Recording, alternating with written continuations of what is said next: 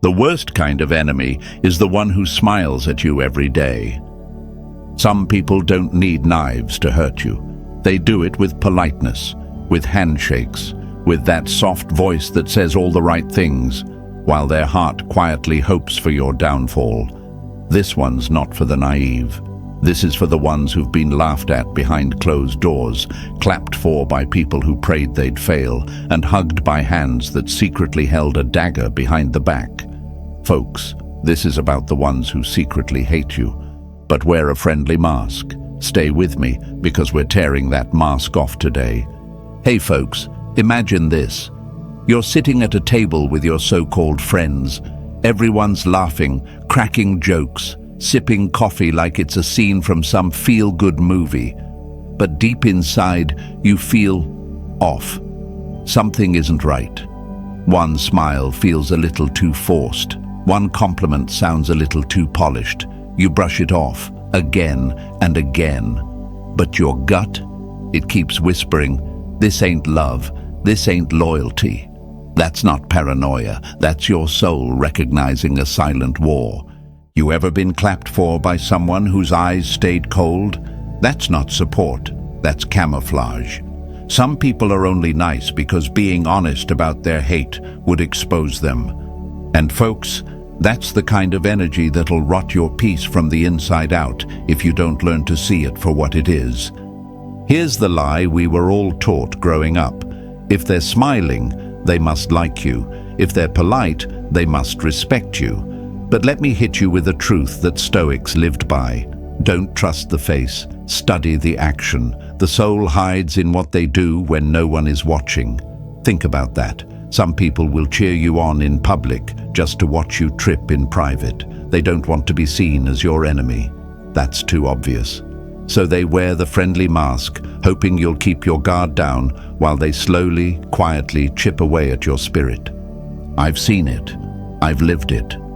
That friend who never misses a chance to give you a joke that cuts too close. That coworker who always notices when you slip, but never when you shine. That family member who loves you but never supports you unless there's something in it for them. Folks, let's stop pretending we don't see it. Let's stop accepting fake smiles like they're real currency. You're not crazy. You're not imagining it. There are people who will shake your hand while wishing it was your throat. There are people who will check in with you just to get new material to gossip about. You don't need enemies when you've got those kinds of friends. But here's the good part. Once you see the mask, you can't unsee it. Once you recognize the pattern, it loses its power. You stop dancing for their approval. You stop shrinking to make them comfortable. You stop inviting them to tables where they only came to steal your food. And that, my friends, is your breakthrough. Because when you stop giving energy to people who secretly despise your light, you start glowing different. You attract real ones. You attract people who don't need to pretend, who don't feel threatened by your growth, who clap because they mean it, not because it's expected. So let this be the moment you wake up. Stop shaking hands with fake hearts. Stop laughing at jokes that feel like poison. Stop calling it loyalty when it's just emotional blackmail wrapped in fake kindness. You've got one life. Don't waste it being polite to people who want you small. Write this in the comments right now. I see through the mask. Say it out loud. Claim it. Comment it. Show yourself. Show them. Show the world. Press the like button. Hit subscribe. And stay with me, because in the next moments, we're going to expose the signs they don't want you to see. The truth is coming. Keep your eyes open. Keep your energy clean. And remember this. Trust your gut. Protect your peace. Raise your standards. Number 1, their praise always comes with a sting. Beware of those who pat your back while planting doubt in your soul. Have you ever had someone praise you, but instead of feeling uplifted, you felt smaller? That kind of praise that sounds like a compliment, but carries a shadow. It's not always what they say, it's how they say it. A slight tilt of the head, a pause that lingers too long, a smile that never touches the eyes. My friends, that's not encouragement. That's a performance. And behind that applause is a hand that secretly hopes you'll never rise too high. Imagine someone giving you a gift, but before handing it over, they crack it just a little. They still smile. They still say all the right things. But that crack, it's meant to remind you, this is all you're worth. That's what their praise feels like. Cracked validation, damaged recognition. And every time you accept it without question, you're swallowing poison dressed up as sugar. You might ask yourself, why would someone do that to me if they say they care? That's the trap. That's the lie. That if someone is being nice, they must mean well. But niceness isn't the same as kindness. Politeness isn't the same as respect. And not all praise is meant to lift you. It's sometimes meant to limit you, to keep you exactly where they think you belong. They'll say things like, "You did surprisingly well," or "You're smarter than I thought," or even, "You're not usually this put together, wow." At first, it might sound harmless, even playful. You might even laugh along, brushing it off, but deep inside, something in you sinks. Because every one of those compliments comes with a leash, a reminder that they see you as less, and your success, an accident. And here's the truth they don't want you to hear. This isn't encouragement, it's control. They don't hate you enough to make it obvious. No, that would require honesty.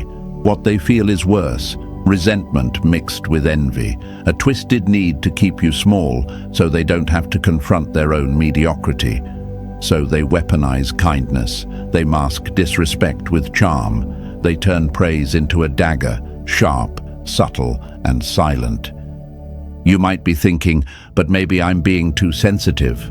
Another lie they fed you, that standing up for yourself is overreacting, that noticing disrespect is a sign of weakness. No, my friends, it's awareness, and it's strength. The moment you start noticing the way people phrase things, the energy behind their words, the hesitations, the tone, you start taking back your power. Because fake praise isn't harmless. It rewires your self-worth if you're not careful. It makes you doubt your wins, question your talent, dim your light so you don't offend someone who pretends to cheer for you. I've had people in my life who would congratulate me with the kind of voice you use at a funeral. Quiet, low, forced. Their words said, "I'm proud of you," but their eyes whispered, "How dare you?" And for a while, I believed them. I thought maybe I wasn't as capable, maybe I was just lucky. But then I realized that wasn't my reflection, it was their projection, their own fears dressed in compliments. So if someone praises you, but it makes you feel less than, listen to your intuition. It's not lying. You don't need to explain your discomfort to anyone. You don't need to justify why something felt off. Trust that gut feeling, the same way you'd trust a fire alarm. If it goes off, there's smoke somewhere, even if you can't see the flames yet. And here's what you do next. Start mirroring clarity. If someone compliments you with an edge, ask, "Thank you. What do you mean by that?" Watch their expression change. See how quickly the mask slips. Because people who hide hate behind kindness rely on your silence. Your discomfort is their comfort zone. Break that cycle. You deserve praise that lifts, words that empower. People who celebrate you without comparing, belittling, or secretly hoping you fall. You've worked too hard to let someone reduce your shine to a joke wrapped in a compliment. Say it with me now. Drop this in the comments. Don't shrink me with praise. Say it. Claim it. Show them. Show yourself. Show the world that from this moment on, you refuse to accept compliments that carry chains. Stay with me, folks, because the next sign, it gets even darker, the smiles get wider, and the betrayal runs deeper. Number 2, they laugh when you struggle and smile when you fail. Some people only feel tall when they're standing on the ruins of someone else's confidence. Let's talk about one of the most twisted forms of fake love. Those who laugh when life trips you, who celebrate quietly when you fall, who act like they're checking in, but deep down, they're checking you off. Folks, this one stings because it's personal. It's the kind of betrayal that doesn't show up with fists, it shows up with smirks, with "oh, poor you" texts that come an hour late, with claps that echo hollow when you finally start to get back up. Now picture this. You hit a rough patch. Maybe you lost your job, your relationship fell apart, or you made a mistake that cost you something big. And the people you expected to be in your corner? They vanish.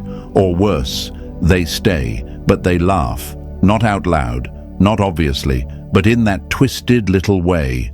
A chuckle that carries a little too much satisfaction. A harmless jab that lands when you're already on the ground. A joke that's just teasing, but feels like a slap with glitter on it. And here's where your mind starts to spiral. Am I being paranoid? Maybe I'm just too sensitive. No, you're not. You're picking up on energy they're trying to hide. You're reading the room, and the room is cold. You're noticing that their laughter doesn't sound the same when you succeed as it does when you fall. That's not your imagination. That's intuition sharpening its blade. It's a bitter pill, my friends, to realize that someone who claims to care about you secretly enjoys your pain. But it happens more often than we'd like to admit. Why? Because your struggle makes them feel better about their own stagnation. Your failure gives them comfort. It confirms the lie they tell themselves every day, that you're not really as strong, as capable, or as special as you seem. And when you fail, oh, that's their moment. They don't throw a party, no, but inside they feel a sense of relief. Finally, they whisper in the back of their mind, they're not ahead of me anymore. And that's the dark truth. Some people don't want to win. They just want you to lose first. It's subtle. They'll say things like, I knew that would be tough for you, or I figured that might not work out. These aren't words of comfort. These are digs dressed in concern. They're not trying to lift you up, they're trying to keep you down. They don't want to see you soar because your flight reminds them of their own clipped wings. Now here's the Stoic truth. Adversity doesn't build character. It reveals the people who were faking theirs. Let that sink in. When you hit your lowest point, you don't just meet your real self. You meet everyone else's too. And the ones who smile when you stumble. That's not your tribe. That's not your family. That's not love. That's leech energy. That's spiritual rot. It's hard. I get it. Calling this out, seeing it clearly, it takes courage. Because we all want to believe the people around us want the best for us. But not everyone in your circle is in your corner. Some are just there for the view until you climb too high. And here's what makes it even more confusing. They'll still say all the right things. I'm here for you. You know I got your back. But actions don't lie. When you're crying and they're quiet, when you're hurting and they're distant, when you're losing and they're laughing, it's time to take off the rose-colored glasses and see them for who they are. But don't get bitter. Get clear. Because this pain, this awareness, it's fuel. It's a torch. It lights your path forward. You stop seeking validation from the wrong ones. You stop explaining your falls. You stop apologizing for rising again. You let them watch, because that's all they ever wanted to do anyway. From this moment forward, you protect your lows like sacred ground. You don't invite just anyone into your healing space. You keep your circle clean, your energy sharper, your standards higher. You walk into your next season knowing this. Anyone who laughs at your struggle is already beneath the level you're rising to. Say it in the comments, loud and proud. Don't laugh at my pain. Write it. Own it. Show them. Show yourself. Show the world that your setbacks don't make you weaker. They make you wiser. Now stay with me, because next, We're going to expose one of the sneakiest masks they wear, the kind that looks like loyalty but smells like betrayal. It's about to get even more real. Number 3, they imitate you, then mock you behind your back. The greatest form of hate isn't always confrontation. It's imitation followed by quiet humiliation. Now this one cuts in a way most people won't talk about, because it doesn't come with insults or aggression. It comes with flattery, with mimicry, with that fake admiration that feels warm at first, until it turns cold behind closed doors. My friends, beware of the ones who imitate you to your face, then mock you the moment you leave the room. That's not admiration. That's a slow-motion setup. Picture this. You start using a certain phrase, dressing a certain way, sharing an idea that lights up your soul, and suddenly, like magic, they start doing the same. You feel good at first, maybe even proud. You think, wow, I must really inspire them. But give it a little time, and then you start hearing things, subtle jokes, imitations that aren't kind, they're sarcastic. They start mocking the very things they copied from you, and it hits you. They weren't admiring you. They were studying you, preparing to make your essence the punchline. Folks, it's like handing someone a piece of your art, and they frame it just to throw tomatoes at it. These people wear your voice like a costume, then laugh about it when they think you're not listening. They mimic your energy, only to twist it into mockery. And here's the twisted part. It's not random, it's calculated, a hidden way of saying, you're not that special. You might start asking yourself, why would someone do this if they say they like me? Because they don't. What they like is your glow, but your glow threatens their shadows. So they do the next best thing. They copy it, then destroy it in private to remind themselves they're still in control. They don't want to be you. They just don't want you to feel proud of being you. And here's the lie we've all heard. Imitation is the sincerest form of flattery. No, not always. Sometimes imitation is the first phase of sabotage. They get close, learn your style, study your rhythm, mirror your language, then twist it just enough to make it ridiculous. Because if they can get others to laugh at it, they don't have to directly attack you. They let the joke do the damage.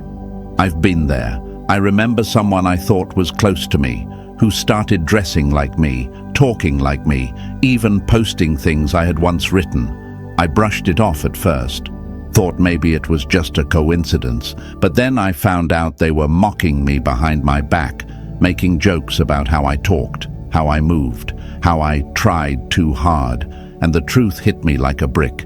They didn't admire me. They envied me. They didn't want to be like me. They just didn't want me to love being me. That's the core of it, folks. These people don't hate what you do. They hate how confidently you do it.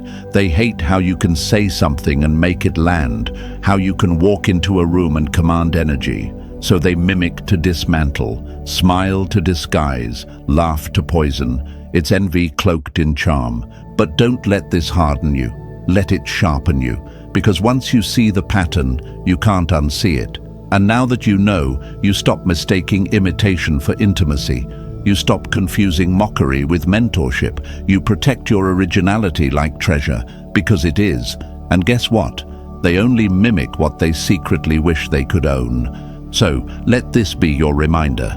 Your voice doesn't need validation. Your style doesn't need applause. Your energy doesn't need backup dancers. Be bold, be loud, be you. Because the louder they mock, the more you know they're watching. Let them watch.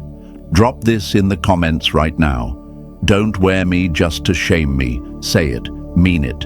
Show them, show yourself. Show the world that you won't let anyone turn your brilliance into their personal comedy show. Stay with me, because the next sign is even trickier. It's about the ones who show up not to support you, but to study you. Not everyone who watches is cheering. Let's get into it next. Number 4, they only show up to monitor you, not support you. Some people don't watch you to celebrate, they watch to calculate, to compare, to compete. Let's get one thing straight right now. Not everyone in your corner is cheering for you. Some are just close enough to keep tabs. They're not clapping, they're collecting data. And folks, that's one of the most overlooked forms of hidden hate out there. It's subtle, it's sneaky, and it's toxic. These people aren't in your life to lift you. They're in your life to measure you, to observe from the sidelines with a smile that barely hides the tension in their jaw. You ever notice someone who shows up just enough to stay informed, but never enough to actually be helpful? They'll be first to view your story, first to ask what you're working on, first to check in when something new happens, but never around when you need real support. They'll nod when you speak, but deep down, they're listening with a ruler, not with respect. Imagine building a tower, brick by brick, with your own bare hands. And there's someone watching from a distance, not helping, not advising, just standing there, taking notes. Every time you lay a brick, they smile, but it's not admiration, it's analysis. They're figuring out how tall you're getting, how close you are to surpassing them, how long until they need to knock you down to feel taller again. They don't clap when you win, they don't comfort when you lose, they just observe. Silently, politely, but their silence is strategic. Their kindness, calculated. They'll never discourage you directly. Oh no, that would give them away. They'll just withhold, watch, wait, because they don't want to look like a hater. They want to be close enough to get the updates, far enough to never be accountable. And here's the lie we've been conditioned to accept. It's better to have someone than no one. No, it's not. It's better to walk alone in clarity than to keep company with hidden competitors. Some of you are feeling drained, not because you're doing too much, but because the people around you are quietly rooting against your success. They show up when they sense progress, not to celebrate it, but to track it.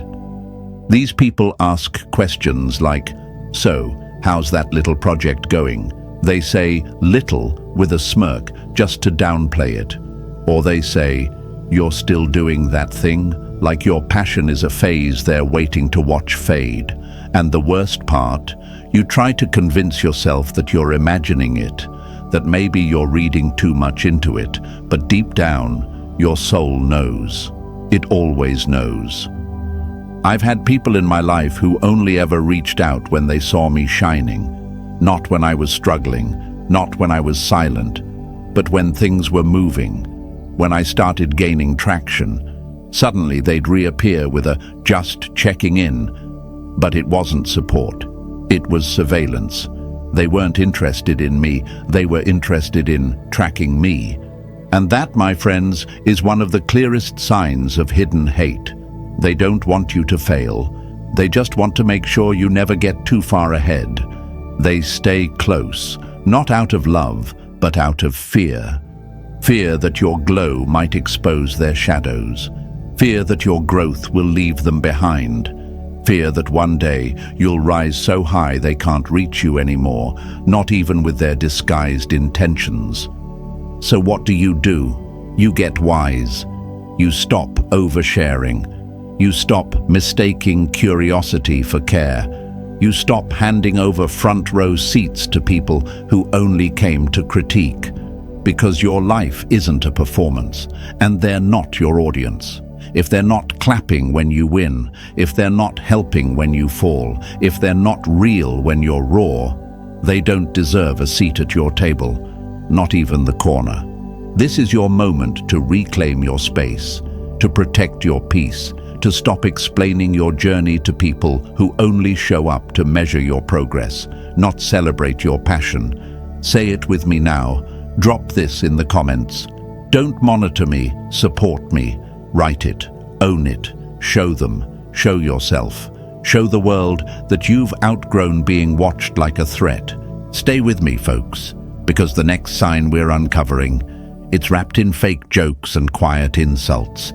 and it's one of the most common masks they wear. Let's keep going. The truth is unraveling. Number 5. They subtly undermine you in front of others. If they have to humiliate you to feel important, they were never your friend. They were just waiting for an audience.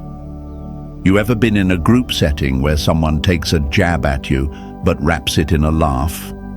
They'll say something like, "Oh, that's just how they are," or "You know them, always a little slow with these things," and everyone chuckles, but you don't, because deep down it stings.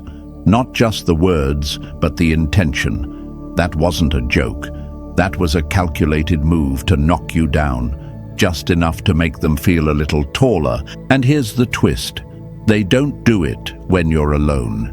They wait until there are witnesses, because it's not about the words, it's about the performance. They want others to laugh so they can say, "Relax, it's just fun." But fun isn't supposed to feel like a punch to the gut. Real friends don't put you on display just to feed their ego. And yet, we often sit through it. We fake laugh. We smile through the discomfort. Why? Because we're taught not to make waves, not to ruin the vibe. But here's your wake-up call. If someone keeps using you as their punchline, the vibe was never safe to begin with. So say it loud in the comments. Stop joking at my expense. Let the world know you're done being the target. You're done playing along to keep the peace. Your peace matters more. Your dignity matters more. Stay with me, because next we're going even deeper. The silence behind their fake smile says more than words ever could. Number 6. They go silent when you succeed. Silence isn't always peaceful. Sometimes it's jealousy dressed in quiet. You ever notice how loud they were when you were struggling? But the moment you started winning, they vanished into the background. No congratulations. No, I'm proud of you. Just silence. And not the peaceful kind, the cold kind, the kind that stings more than an insult ever could. See, folks, fake friends don't clap when you rise. They go mute, because your glow exposes their insecurities. Your success reminds them of what they haven't done, and instead of being inspired, they get resentful. They were comfortable when you were crawling, but now that you're standing, now that you're soaring, they feel threatened. So they withdraw, quietly, but deliberately. And here's the lie they'll feed you. I've just been busy. Nah, they're not busy. They're bothered. Bothered by your growth. Bothered by the fact that you didn't need their approval to get here. And that silence, that's not distance. That's a statement. But you don't need fake applause. You don't need forced cheerleaders. You need truth. You need real. And silence speaks volumes. If they can't celebrate with you, they were never truly connected to your journey in the first place. So, let's flip the script. Say this in the comments. Don't go silent when I shine. That's your line in the sand. That's your signal to the world that your wins deserve more than whispers. Stay with me, my friends, because the next sign, it's not just emotional, it's physical, and it reveals everything they're too afraid to say. Number 7, their body is present, but their energy rejects you. You can fake a smile, but you can't fake energy. Your soul knows when it's not welcome. Ever been in a room with someone who looks right at you, but somehow it feels like they're a million miles away? They nod at your words, they might even laugh at your jokes, but the vibe? Ice cold. Their arms stay crossed. Their body leans away. Their eyes flick to the clock, the door, anywhere but you. And you feel it, not in your mind, but in your gut. That quiet sense of rejection masked as presence. See, folks, presence without connection is just a performance. And these people, they show up, but they never lean in. They hug you like you're made of glass. They sit near you, but not with you. because deep down they're uncomfortable with your energy. Your light disturbs their darkness, so they smile just enough to seem polite, but their body language does all the talking. And here's the part we don't say out loud. We ignore it. We convince ourselves that maybe they're just tired, maybe they're stressed, maybe they're just not touchy. But no, that tension is truth. That physical distance is emotional distance. And that unease you feel, it's real. You deserve more than polite detachment. You deserve to be surrounded by people who lean in when you speak, not lean back, who feel like safety, not strategy, who see you and want to be near you, not out of obligation, but out of connection. In conclusion, the mask may smile, but the truth always leaks through in energy, silence, and subtle jabs. Don't ignore what your gut already knows. If this opened your eyes like this video, share it with someone who needs to hear it, and don't forget to subscribe for more.